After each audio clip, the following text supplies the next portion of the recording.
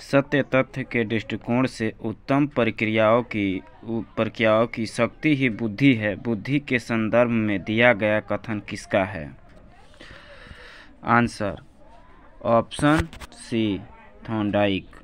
Next है, बुद्धि के एक कारक सिद्धांत के प्रतिपादक कौन है? तो बुद्धि के कारक सिद्धांत के प्रतिपादक हैं ऑप्शन ए बीने। नेक्स्ट है, बुद्धि के द्विकारक सिद्धांत के प्रतिपादक कौन है?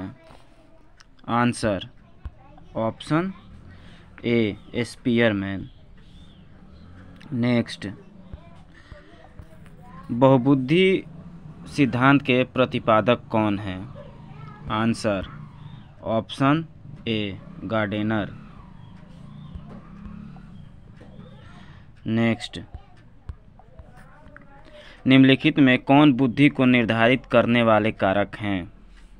आंसर ऑप्शन सी वातानुगत एवं वातावरणीय दोनों कारक। नेक्स्ट, यदि व्यक्ति ने अपने वातावरण से सामंजस्य करना सीख लिया है या सीख सकता है तो उसमें बुद्धि है। बुद्धि की परिभाषा किसने दी? Answer option C Colvin. Next, निम्नलिखित में से कौन बुद्धि की परिभाषा नहीं है? आंसर ऑप्शन डी राजनीतिक, आर्थिक एवं सामाजिक शक्ति प्राप्त करने के लिए प्रयुक्त युक्ति बुद्धि है। ये आंसर गलत है। तार्किक गणितीय बुद्धि किससे संबंधित है? आंसर है ऑप्शन डी बहुबुद्धि सिद्धांत। नेक्स्ट, निम्नलिखित में से किस प्रकार की बुद्धि का प्रयोग अंतरिक्ष यात्रा के दौरान की जाती है? आंसर है ऑप्शन ए स्थानिक बुद्धि। नेक्स्ट, प्रत्येक बुद्धि एक दूसरे से भिन्न होती है। यह कथन निम्नलिखित में से किसका है? Answer option A Gardner. Next, निम्नलिखित में से कौन एक सुमेलित नहीं है? आंसर ऑप्शन बी तरल तथा ठोस बुद्धि सिद्धांत। ये थॉर्नडाइक महोदय द्वारा नहीं दिया गया है, ये ऑप्शन। 20 वर्षीय बच्चा बुद्धि लब्धि परीक्षण में 120 अंक प्राप्त करता है, उसकी मानसिक उम्र कितनी होगी? तो उसकी मानसिक उम्र होगी आंसर बी 24 वर्ष। तो बुद्धि लब्धि निकालने के लिए हमें एक फार्मूला की ज़रूरत पड़ती है। वो फार्मूला है मानसिक उम्र बटे शारीरिक उम्र इंटू 100। तो इसमें हमको दिया है इसमें हमको ज्ञात करना है मानसिक उम्र। तो मानसिक उम्र निकालने के लिए हमें क्या करना पड़ेगा? पहले फार्मूला जानते हैं, मानसिक उम्र इंटू शारीरिक उम्र, मानसिक उम्र बटे शारीरिक उम्र इंटू 100। तो हमको मानसिक उम्र पता करने के लिए मानसिक उम्र को 1 मान लेते हैं और हमारा जो शारीरिक उम्र है, शारीरिक उम्र जो है 20 वर्ष है इंटू 100 और इक्वल टू 120। तो हम इसको इससे काट देंगे, 20 पछे 100, 5x इंटू 120 और 120 को हम 5 से डिवाइड कर देंगे तो इसका आ जाएगा आंसर 24। आंसर है 24। नेक्स्ट है, अब नेक्स्ट चलते हैं 13। यदि किसी बालक की मानसिक उम्र 12 वर्ष एवं वास्तविक आयु 10 वर्ष है तो उसकी बुद्धि लब्धि कितनी होगी? अब वही फार्मूला हम यहाँ पर भी अप्लाई करेंगे। बुद्धि लब्धि बराबर होता है मानसिक उम्र बटे शारीरिक उम्र या वास्तविक उम्र इंटू 100। तो यहाँ पे मानसिक उम्र हमको दे रखा है 12 वर्ष, 12 और हमारा है वास्तविक उम्र जो दिया है 10 वर्ष बटे 10 वर्ष इंटू 100 इक्वल टू हमारा हो जाएगा बुद्धि लब्धि। तो बुद्धि लब्धि हमको ज्ञात करना है तो हम डिवाइड कर देंगे 10 को 100 से, 100 को 10 से डिवाइड करेंगे, यहाँ हो जाएगा आपको 10 और 12 इंटू 100 इक्वल टू 120। मतलब यहाँ इसकी जो बुद्धि लब्धि है वो 120 है। इसका आंसर हो जाएगा ऑप्शन ए। अब आते हैं नेक्स्ट।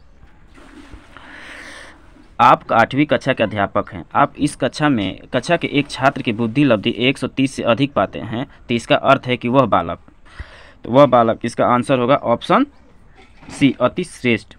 वो बच्चा जो है अति श्रेष्ठ कैटेगरी में आएगा, इसका ऑप्शन सी। अब नेक्स्ट अगला क्वेश्चन है, फ्रांसीसी मनोवैज्ञानिक अल्फ्रेड बीने एवं उनके साथी साइमन ने बुद्धि लब्धि के मापन के आधार के लिए किसे सर्वाधिक उपयुक्त पाया? तो इसका आंसर हो जाएगा ऑप्शन बी, बच्चे की स्मृति, तर्क एवं आंकिक जैसे मानसिक कार्यों को सबसे उपयुक्त उन्होंने पाया। अब नेक्स्ट है, हावर्ड गार्डेनर का बुद्धि का सिद्धांत किस पर बल देता है? तो हावर्ड गार्डेनर के बुद्धि का जो सिद्धांत है वो प्रत्येक विद्यालय के विलक्षण योग्यता पर बल देता है। नेक्स्ट है, निम्नलिखित में कौन सा आलोचनात्मक दृष्टिकोण बहुबुद्धि सिद्धांत से संबंधित नहीं है? तो इसका आंसर हो जाएगा ऑप्शन सी, प्रतिभाशाली विद्यार्थी प्राय एक क्षेत्र में ही अपनी विशिष्टता प्रदर्शित करते हैं। यह ऑप्शन गलत है। प्रतिभाशाली जो विद्यार्थी होते हैं वो सभी क्षेत्रों में अपनी विशिष्टता को प्रदर्शित करते हैं। नेक्स्ट है, बहुबुद्धि सिद्धांत को वैध नहीं माना जा सकता क्योंकि? इसका आंसर हो जाएगा ऑप्शन ए, ऑप्शन ए, विशिष्ट परीक्षणों के अभाव में विभिन्न विधियों का मापन संभव नहीं है। नेक्स्ट है, निम्नलिखित में से कौन सा स्टर्नबर्ग की बुद्धि का त्रिस्तरीय सिद्धांत का एक रूप है? इसका आंसर है option A, option A. Next है, किसने सबसे पहले बुद्धि परीक्षण का निर्माण किया? तो बुद्धि परीक्षण का सबसे पहले निर्माण जो किया था ऑप्शन बी, अल्फ्रेड बीने ने। नेक्स्ट है, जब बच्चे एक अवधारणा को सीखते हैं और उनका प्रयोग करते हैं तो अभ्यास उनके द्वारा की जाने वाली त्रुटियों को कम करने में मदद करता है। यह विचार किसके द्वारा दिया गया? तो यह विचार जो है थॉर्नडाइक महोदय के द्वारा दिया गया। नेक्स्ट है, निम्नलिखित में से कौन सा कौशल संवेगात्मक बुद्धि से संबंधित है? तो संवेगात्मक बुद्धि से जो संबंधित है वह है ऑप्शन डी, सहानुभूति देना। नेक्स्ट है, इनमें से कौन सा त्रितंत्रीय सिद्धांत में व्यवहारिक बुद्धि का अभिप्राय नहीं है? आंसर है ऑप्शन बी, केवल अपने विषय में व्यवहारिक रूप से विचार करना।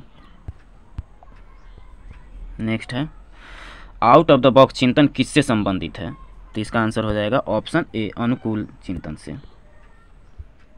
नेक्स्ट है, बुद्धि है, बुद्धि क्या है? बुद्धि है दूसरे का अनुकरण करने की योग्यता। दूसरे का अनुकरण करने की योग्यता मतलब दूसरे को देखकर सीखने की योग्यता। नेक्स्ट है ऑप्शन, नेक्स्ट है 26, हावर्ड गार्डेनर की बहुबुद्धि सिद्धांत सुझाता है कि? इसका है आंसर ऑप्शन बी, शिक्षक को चाहिए कि विषय वस्तु को वैकल्पिक वीडियो से पढ़ाने के लिए बहुबुद्धि उनको एक रूपरेखा की तरह ग्रहण करे। थॉर्नडाइक ने कितने प्रकार की बुद्धियों के बारे में बताया है? तो थॉर्नडाइक महोदय ने 3 प्रकार के बुद्धियों के बारे में बताया है। तो इसका आंसर हो जाएगा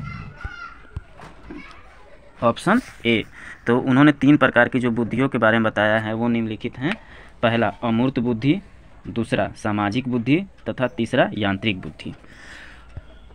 अब नेक्स्ट चलते हैं, पदानुक्रम सिद्धांत का या त्रिआयामी सिद्धांत के प्रतिपादक कौन है? तो इसका आंसर है ऑप्शन ए, गिलफोर्ड महोदय, ऑप्शन ए। नेक्स्ट है फ्लोइड तथा क्रिस्टलाइज सिद्धांत के प्रतिपादक कौन है? फ्लोइड और क्रिस्टलाइज सिद्धांत के प्रतिपादक हैं option A, R B Cattell. Next है त्रिपाक्षीय सिद्धांत के प्रतिपादक कौन है? त्रिपाक्षीय सिद्धांत के प्रतिपादक हैं Sternberg. Please like and subscribe.